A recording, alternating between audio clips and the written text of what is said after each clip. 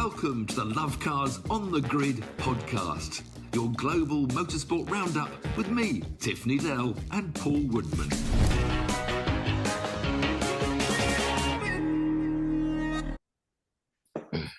Welcome to Lovecars on the Grid, your global motorsport podcast roundup, where we go down under, where two of the most entertaining series kicked off their seasons with World Superbikes and Aussie Supercars. Tiff's a big fan of Aussie Supercars. Plus, there's British rallying and the usual NASCAR catch-up. And I look forward to a fascinating weekend to come. But first, Tiff, in the news, there was lots of booing and cheering. Well, a lot of booing we'll start with. We'll start with booing. I think booing is at the F175 live, which I took the mickey out of it. I mean, it looked like a great show for the sort of drive and survive. The modern Formula One fans, I think they had a great day out, and they were in the O2 and they listened to all sorts of different music. It looked very drawn out to me. And but Jack Whitehall was brilliant with his opening stuff. I think taking the mickey out of a few drivers, and that's what you need—a bit of banter. And it's the same, you know, if a comedian takes the mickey out of a superstar with a bit of banter, then why can't the crowd take the mickey out of the drivers or the team owners, whoever they feel like? I mean, it's if they want to sort of drive to survive fans, you're going to get booing, and it's like it's a pantomime, isn't it? You know, you boo the bad guys, cheer the good guys. Yeah, I loved your comment on Twitter. You said, "Oh, what are the FIA going to do next? Are they going to fine all of the audiences across the world?" But we're massive football fans. You went to watch Southampton. I bet there's a lot of booing this weekend because you got smashed again. Yeah. But you obliterate the I mean, it's such schoolboy stuff or schoolgirl or school whoever stuff because you obliterate the opposing fans. And if one lot scores or there's a rivalry or something, and it's the same when Lewis goes to the Netherlands. It's the same, but Joss is saying, "Oh, he's not going to come back. Oh, you're not going to get Max." Tribalist. They've called it, the FIA have called it tribalist. Well, when it's teams, you love a team, you support and you get emotion. People want to be emotional about their sports. And so, you know, you get cheering and booing and laughing and crying. I don't think it was to do with, what did you say it was to do with? The why they're booing him because of rivalries? Tribalists, They call it tribalist. I think it's all stems from Abu Dhabi 21. I think the whole there wasn't. You said it was down to Drive to Survive, but I think it's more about the FIA, and they've created this themselves more so than. But the FIA, there's no consistency with them because they're saying, it's not welcome here, and yet they welcome back Nelson Piquet after he says his racial slurs and stuff like that. It's just there's no consistency with them. They just they want their cake and they want to. What's the saying? Cake and eat it. Cake and eat it. Yeah, but at least it did look a fun evening. I'm not for me, but for the modern day Formula One fans. George and Max still weren't talking to each other. Was that a bit of news? I have no intention of talking to him, which I like. Again, that's tribalist. That's, what we want in our sport. We want a bit of, aggro between drivers. You don't want all chumming up. So, I like a bit of that. But it's nothing to do with, can I say that it's nothing to do with his nationality, Max. It's to do with how he races and how he is and how he feels he's so untouchable. And like you said many times, what a lovely guy off track. Yeah. And how, I mean, clearly one of the best drivers of all time. But in terms of, it's nothing to do with, it's against the Netherlands. Of course it's not. But I also we like Max. They're going to boo every single British driver. There's a lot of British drivers. Yeah. But it's like, we enjoy Max's honesty, where he didn't want to do the PR in Las Vegas a year or two ago. He says what he thinks, I'm sure he doesn't worry about it. I think it seemed his dad, Joss, was a bit more worried than he was, I think. But it was Christian Horner that got booed, again. Well, Christian Horner reflects the way exactly. Horner gets interviewed, and that's the reflection. That's all stuff. I think that will hurt Christian Horner a lot more than it'll hurt Max Verstappen. Max Verstappen was sort of laughing off. He would have been a bit cheesed off, but Christian Horner, I think that would have upset his ego a little bit. But again, it's a shame. It's a shame because it is so hard. We're so critical. We analyze every single word they say, every movement they say. And at the heat of the moment, God, I've said some ridiculous things and done some ridiculous things. So it is hard being in the spotlight. But in terms of cheering, Tiff, there was a bit of cheering going on over the weekend because you are currently talking to I Won a Trophy. the over 50s Bristol paddle champion. So how about that? My trophy is going to go on my trophy cabinet. I'd have booed you. I'd have booed you. Luckily, it was mixed doubles. Luckily, I had a very lovely lady called Pip who joined me, and she was a lot better than me. You were carried then. You were carried to that trophy. You don't play paddle tennis singles, well, you do, but hardly ever. Obviously, your partner was the stronger element of your She was, yes. By a country mile, she carried me. But so there you go. There's a trophy to add to my mantelpiece. There was other news, though, that was better, as well as cheering you, obviously. We can cheer for Ben Sulayem this week, because he said, let's look at V10s coming back with sustainable fuel. Yes. So we criticised Mr. Sulayem for his swearing problems, and the rally drivers are now getting together to want clarification about this swearing. So well done, Ben. At least you are looking, but probably it's good, because if we can get lighter cars. I mean, my vision of Formula One in 40 years' time, maybe, is that everybody will turn up in their autonomous electric boxes, to the track. And then Formula One will be like a gladiatorial display of heroic drivers with V10 engines or sustainable fuels with huge noise. Because that, imagine that'd be great 30, 40 years' time. They don't want to go and watch Formula E's. They're going to turn up in their electric boxes, and then they'll see this gladiatorial stuff. So maybe that's 5 or 6 years down the line, because these engine regulations will last probably, unless they go terribly wrong in the first 2 or 3 years. How long is it? Like a cycle with a new car is normally sort of 7 years, but an engine's longer. Yeah. How long will it be for Formula One typically? I think 4 years, maybe they'll be looking at it seriously, depending what the racing's like, how quick they decide, whoops, this didn't work out at all.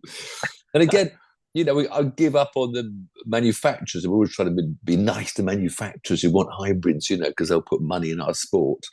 But my gladiatorial future, it'll just be Williams against McLarens, against whoever. Other good news, though, the free gearboxes. The gearboxes are no longer going to get penalty for the dreaded. Every time someone's crashing qualifying or free practice, don't they? There's has the gearbox gone? Has the gearbox gone? Because you get 5-place grid penalty. But they decided the units themselves are now reliable enough that you don't have to worry about people changing gearboxes, because they need to, unless they crash them, but they won't get stuck on the back of the grid. Good news. The other news, which I'm not sure about, but I suppose it doesn't really matter, is at least 2 pit stops at Monaco, maybe more, compulsory stops. Whether it actually change the monotonous parade around Monaco, I don't know. What is that the rationale? Just to make it more of a race, make it more exciting? Just have a chance, someone makes a pit stop and puts on softer tyres, and it makes more chance of an overcut or an undercut, basically. So but they're talking about maybe not just 2, there may be more compulsory pit stops. Wow. There's nothing to lose, really. I mean, Monaco is just a procession, a glamorous procession where all the people go and spend thousands of pounds in Paddock Club. But so it's some good news in Formula One. We're not all negative. Well, also in Formula One, of course, Lewis and Charles were out testing Fiorano. Not testing, they're just driving the new car at Fiorano. And they reckon that Lewis was about 3/4 of a second slower than Charles, but that's not an indication. I haven't read that. Yeah, Charles is going to be better, I would say, in the Ferrari to start off with. But we both said that last week, but it'd be quite interesting. The fans are crazy there, aren't they? The Tiff, he chopped down the tree. You see the Tifosi boy? Yeah, I know. He didn't do he'll probably in jail, buddy. One tree, Sackville's jail. How can you cut a tree down? That's global climate change. I like that. He got a huge cheer. He certainly did. And for those who didn't see it, he cut a tree down so they can get a better view, because you watch from the road. You watch from the roadside when you go to Fiorano. So where are we going? We're going down under? What do you want to do first? Well, the down under were the 2 completely opposite. The first World Championship of the year, or second, started. Rallying's already started. World Superbikes at Phillip Island, that wonderful flowing circuit. Sadly, Jonathan Ray didn't make it, our former British champion. He had a shunt. He's got a multiple left foot fracture. And Toprak Razgatlıoğlu, the dominant displayer last year and champion, also had a crash, and he broke a finger. He wasn't too happy either, but started his weekend. He's very frustrated, full stop. We'll come on to that in a moment. Well, that's what I was about to say, but he thought he wants his old bike back. He's not happy. I mean, it became a Ducati walkover the whole weekend with Nicola Bulega, who was really Toprak's biggest challenger at the end of last year. He won all 3 races, Bulliger, because apparently I didn't realise this. So last year, because BMW weren't particularly good in their run-ups last year, Bulliger or BMW were allowed a concession chassis, which probably had some unhomologated tweaks permitted. I don't know the real scientific thing of it. All I want to know is he had a concession chassis. And they changed the rule book. They thought they could keep it for this year, and they just changed a little line in the rule book saying they could only last for 1 year or something. So he hasn't got his concession chassis anymore. So he was up again. He still qualified second. He finished second, in fact, in race number 1. But then he fell off in the second race and outbraked himself, went into the gravel. In the third race, he had a mechanical problem. So he had a miserable weekend, while the Ducati riders were all smiling. And they finished 5 of the top 6 in the first race were Ducatis, 5 out of 6 in the top 6 in the second race, and 6 out of 6 in the third race, just Ducatis, which doesn't bode well really for an exciting championship ahead. Well, Toprak actually said, it's almost like a Ducati Cup. He said, if World Superbike continues like this, I'm thinking about not racing here anymore, not racing with World Superbike anymore. So he's pretty serious about it. So, but it's surely, I mean, it's one of those things that you only complain when you haven't got the fastest car or bike. Yeah. He would be complaining. We didn't complain last year when he was winning on the Ducati. No. I mean, it was actually good news to Ducati thing because our top Brit, names in the thing, writing him down. Scott Redding is back on a Ducati, and he had 2 fourths and a fifth. He's 5th in the points. That's great news for him. He's one of our leading, British Superbike champion, going so well that he went out to World Superbikes and didn't do so well in winners with BMWs, being right down to 15th and 16th. So great news for Britain. Sam Lowe's also on a Ducati. He finished 7th in the points. So at least we've got a Brit back in the top 6. Scott Redding back where he should be in the top. So, but not the most entertaining racing, as it was a bit stretched out. And in fact, the most entertaining racing down under was by far the Supercars. Now I'm going to take a bigger effort to watch Supercars this year. Yeah, well, I did see quite a few of the highlights. And so YouTube, every race has got a nice 30-minute rerun, which you can watch on a Sunday morning because the racing all goes on Saturday night for us, Sunday for them. And it was just there's some great news there as well. It's exciting stuff because Toyota are coming into Supercars next year, and they've signed up the Red Bull, the 888 Camaro team. No, they switched them. They're not the Toyota. They signed the Walkinshaw Andretti. Let's get it right before I get it wrong. They've signed up the Walkinshaw Andretti team to do the Toyotas in 2026. And they're currently, in fact, Zach Brown's a director. And I'm sure there's only one Zach Brown in motorsport. He's becoming like a Roger Penske, that man, because he was quoted. He's actually quite a cool character, I have to say. Amazing. So they're going to switch from Fords to Toyotas. Meanwhile, the Red Bull 888 team that dominated last year, first and second in the championship, they're switching to Ford next year. So there's a lot of musical chairs with the manufacturers going on. And the racing really is mainly between the monster Walkinshaw. Monster versus cars. Red Bull, isn't it? Yeah, the Red Bull 888 Red Bulls. But in race 1, there's last year, Ford were on the back foot and all this balance of power went on for about 6 months before Ford seemed to get equalled with the dominant Camaros, Chevys. But in race 1, Cam Waters led a 1, 2, 3, 4 for Fords, which was a bit of a shock. Champion Will Brown in the first Chevy, he was 5th, and his teammate Brock Feeney was down in 14th. A reasonable race, but not too exciting. But race 2, you can go on YouTube now and watch. Well, listen to the rest of this. Listen to the rest of this first, and then go. Don't leave us now. Don't rush. They'll still be there when we finish waffling away.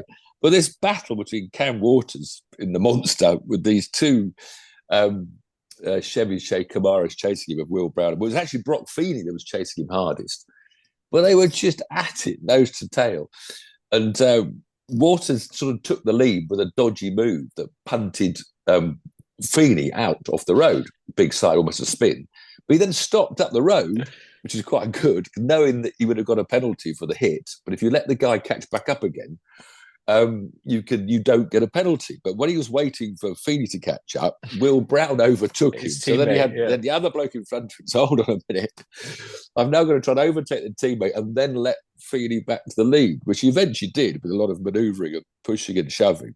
And then they just ran to the finish line. And Feeney was in front of 4 laps to go when all this happened, so it was quite tense. Epic. Yeah. And if you want to see the most brilliant demonstration of side draft, we talk about it a lot in NASCAR, and I do understand it. It's like you actually pull the car back. So side draft, as you come close at the right timing, it's a bit like putting your hand on the runner ahead of you, and you actually drag him back. You don't get accelerated; he gets decelerated, which is quite interesting science, an aero. But yeah, they're running to the line. It looks like Feeney's done it. I mean, it's like a car length ahead. Yeah. And they're just in a straight line. And all of a sudden, unbelievable. Waters just comes, closes in, and woof, to the line to win. Almost by a car length in the end. It was so wicked. Just to chase the line. The draft he got was incredible. And then race 3, a pretty epic at the end, because it rained halfway through. They're all on slicks. And they're all battling for the lead. I mean, Cam Waters had quite a good lead to take his triple win at every race, but the battle behind going on slicks, they were running 15 seconds a lap off the pace, slithering around. And the track was great. It's this Sydney Motorsport Park, and it's just got bits of runoff and then grass, no track limits, and out they go. There was a bit of concrete on a big hairpin bend. They're all using that on the slicks because the concrete being a bit ribbed. So in terms of track limits, I was watching, and clearly they don't penalise for track limits because they made it very, very wide, the track, and they were going off on virtually every corner. Yeah, but then there's grass and dirt if they go too fast. So it was epic racing. So Supercars is growing. So watch Supercars on YouTube. They sound good. Yep, sound great, look great, big V8s, and next year there'll be Toyotas as well. Brilliant. So down under with most of the epic stuff to watch. We need to get you saying Camaro, not Camaro, though. Oh, do we? Oh, Camaro. I think so. I don't know. But comment below. Camaro or Camaro? Camaro. Wow. Yeah, I've always said Camaro. Yeah. I don't know. Maybe you're right. What do I know? Because you say Porsche the correct way, and I say Porsche. But do you say München or Munich? Well, Munich. I'm English, aren't I? Well, exactly. We'll say Porsche then, not Porsche, if you're English. I don't think Porsche. I rest my case. Those letters don't have to be pronounced. Do you say BMW or BMW? I say BMW. Exactly. I'm arguing So that the letters Porsche could be pronounced Porsche in English as well as German. Yeah. Okay. It's not as clear cut. Right. But back to Britain. Now we're talking about English. The Pro Bike British Rally Championship started up in Yorkshire. Only really slippery, wasn't it? Great. Yeah, apparently there was a puddly road, dry but puddly in the morning. It rained in the afternoon, but it was Will Crichton who came second in last year's championship. He switched from a Ford Fiesta to Toyota Yaris, and he won 7 out of 10 stages. A very deserved win for Crichton. Second was Keith Cronin in a Citroen, and James Williams was third in a Hyundai. So all sorts going on. It's the sort of thing where go and watch it in Yorkshire. What? Dad, Hyundai. Oh, God. You're going to start a speech therapy lesson on these podcasts. Yours is a good. Mine is awful. My grammar, my speech is awful. But car brands are one of the few things that. Because what do you do when you're doing a car review and the PRs are telling you, no, it's not Hyundai, it's Hyundai, it's Skoda. It is a bit weird when you're English and awful at languages like me. Well, I was the only one that described the Murcielago Lamborghini as a Murcielago. I was in Italy doing the top gear or fifth gear test. Asked the PR lady, how do you pronounce it in Italy? She said it's a Murcielago.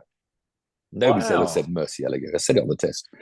Anyway. I did see you did a road test on a very special Lamborghini SJ. It came up on my Instagram, and Top Gear back in the day, and it was a very rare car or something. Some. Did you see it? I sent it to you. You probably didn't even read it. How did you send it to me? On Instagram. You're useless. It was in the snow. And you went to drive this car. It had this incredible history. The rarest Lamborghini Miura of all time. Yeah, and you can't even remember. No. Wasted on you, isn't it? It's wasted. Anyway, just quickly, to finish the rally story, for rally fans around Britain, there was a McRae on the grid, or if they have grids, in Yorkshire. Max McRae, son of Alistair and the nephew of Colin. But he had a bit of an off, and I think he hit something hard and hurt his wrist. And anyway, so McRae was back in the British Rally Championship, which he might have been in last year for all I know. But anyway, I just read that bit.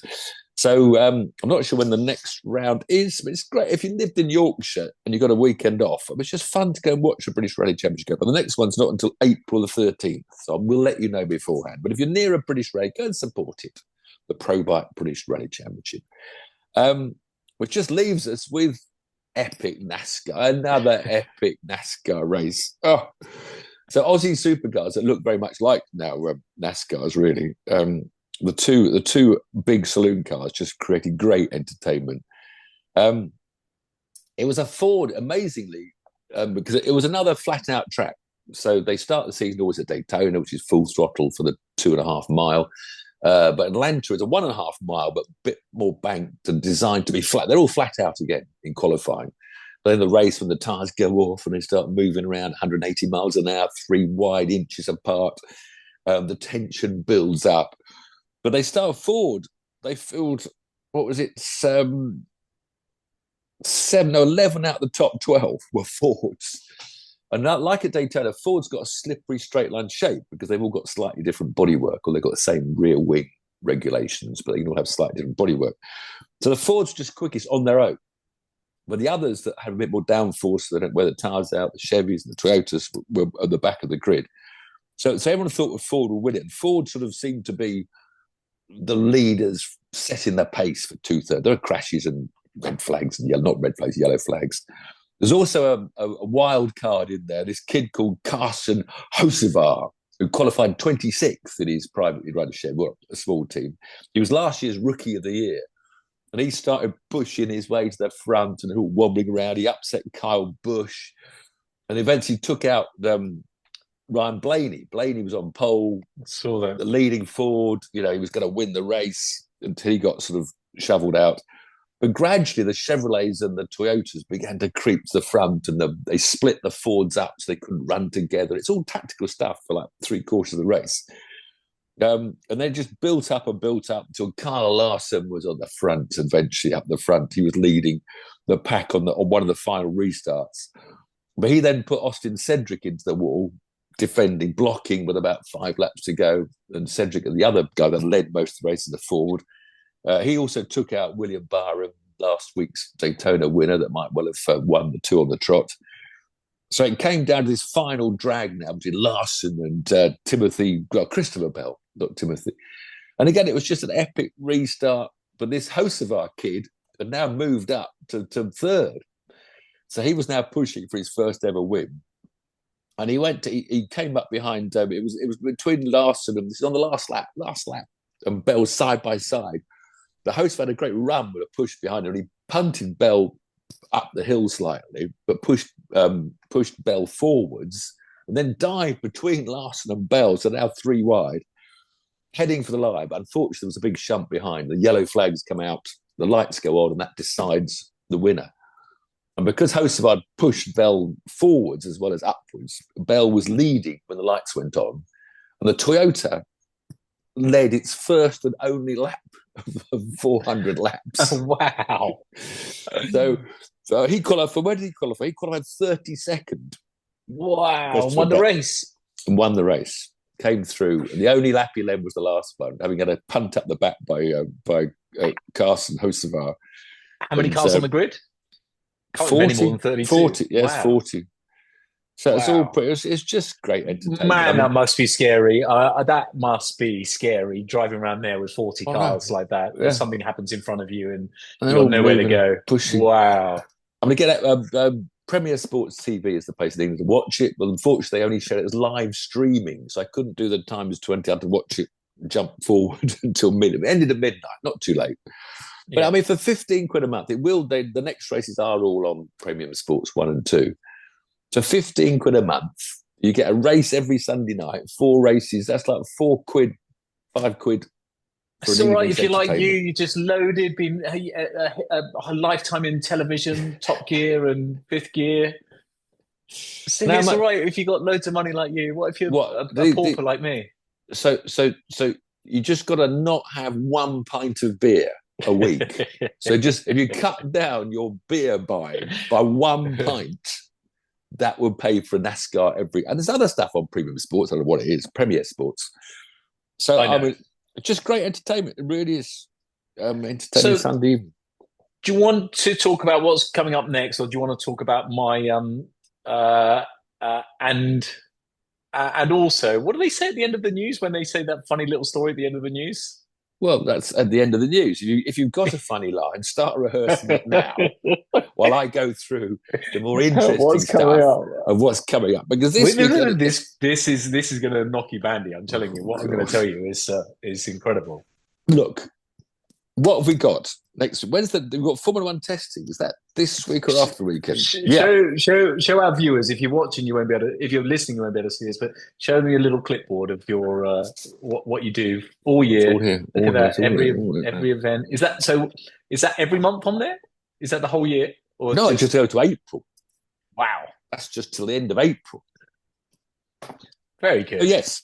So we got Formula One testing first, Thursday, Wednesday, Thursday, Friday, which I'm afraid I probably won't bother to watch much of. You learn absolutely nothing.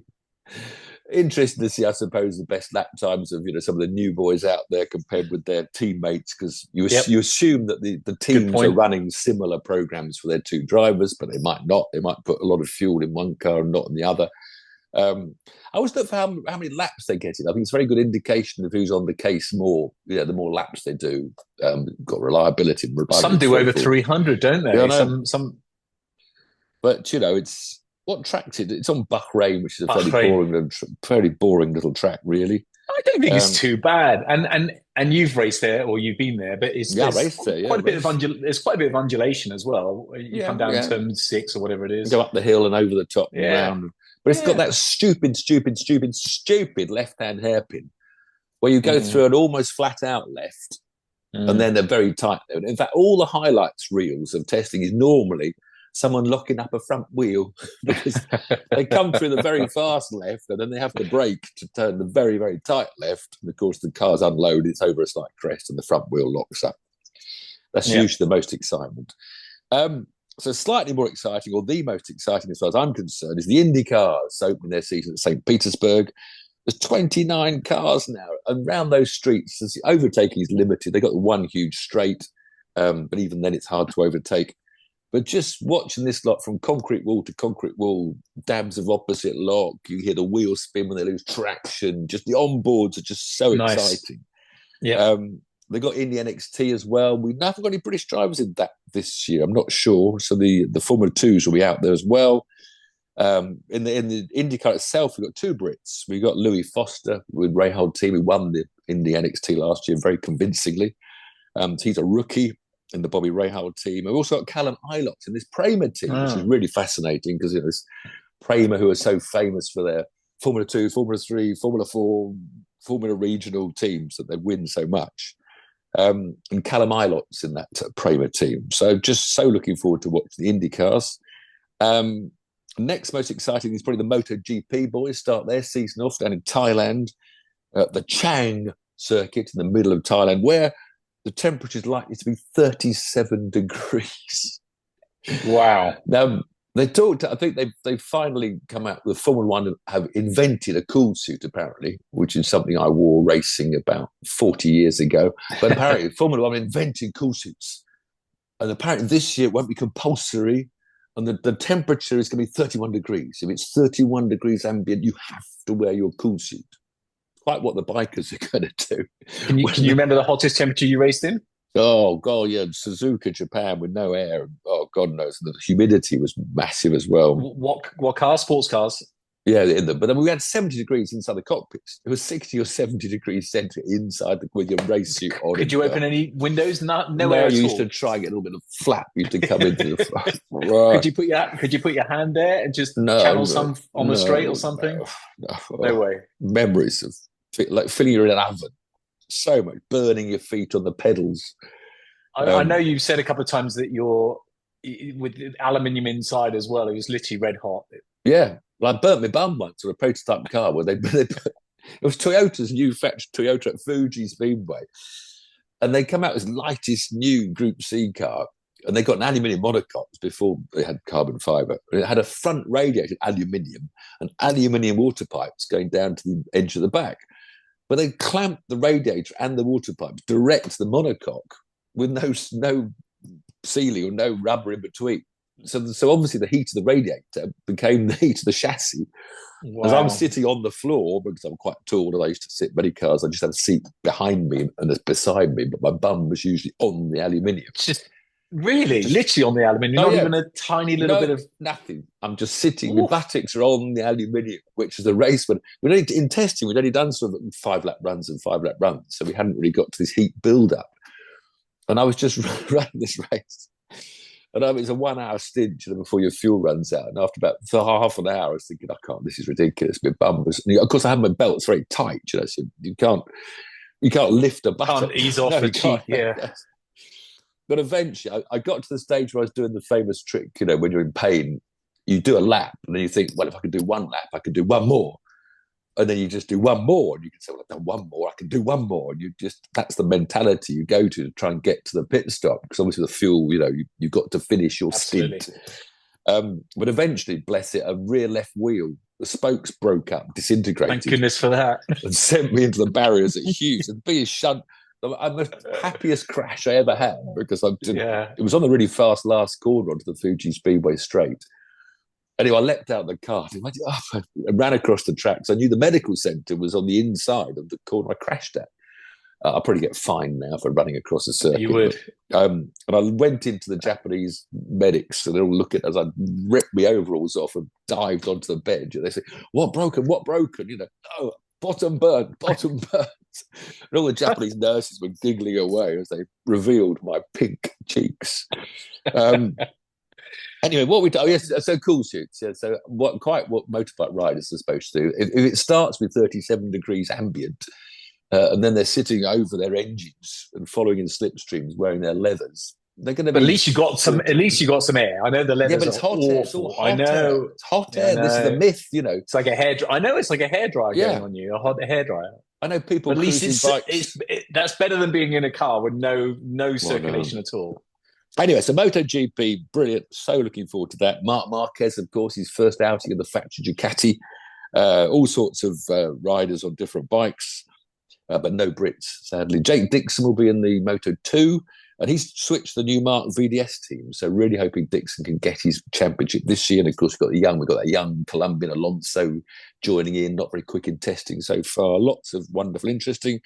Moto3, we have 2 riders. Scott Ogden has left the Honda Laverty Honda team and has switched to a KTM, which is the better bike. The first tests, the top 20 was about 15 KTMs. And Scott was in the top 10 in testing, so hopefully a better season after some disappointments, whereas the Laverty Honda still has Eddie O'Shea on its team. So watching the... where was I? On IndyCar first, MotoGP second, NASCAR on Kota this weekend when they just have no track limits and it looks crazy. But it's entertainment. It's entertaining. Just watch one car. And the World Endurance Championship starts in Qatar, which of course is the race debut of the Aston Martin Valkyrie. So there'll be plenty of interest in that. Yeah. The V12. I'm interested about that in how it not just performs, but more about reliability, I think, because I've seen many of the road cars seem to be a bit susceptible to reliability. What a great looking car, though.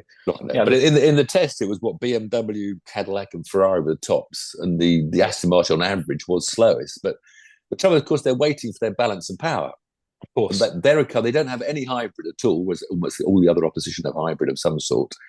So they just got the wailing V12, which is wonderful. But they're probably on a low balance of power. They have to go 2 or 3 races at different circuits before they'll get given any balance of power. So they've just been looking for driving? Who's in the driving? I haven't got all the names. No, I haven't got the gun. There's one team, Tickler. Harry Tickler, I think, is one of the Brits. There's one car with all Brits and one car with all not Brits. And you know the words you say, now it's come to me, and finally.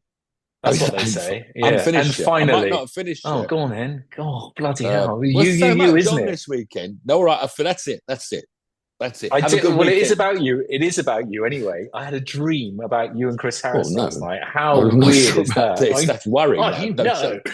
Stop this. The FIA. It was nothing like that. My goodness. It was somebody asked. It was quite serious actually. Somebody asked who was the best car reviewer out of you two. Yeah. They said, "Oh, the best two car reviewers in the world: Tiff, Needell, and Chris Harris." And my response was, which is actually a very honest response in my dream. There was nothing sort of special. Chris will jump into a car and give you a very, very informed decision immediately, whereas you want to bloody speak to the PR, find out what this knob is, that knob is, and find out every single thing about it before you give your expert analysis, which is always very good as well. But two different conflicting styles, but two of my favorites. On that note, we'll see you next week. Thanks for joining. Well, hopefully, I'm off my medical this afternoon for about another racing license.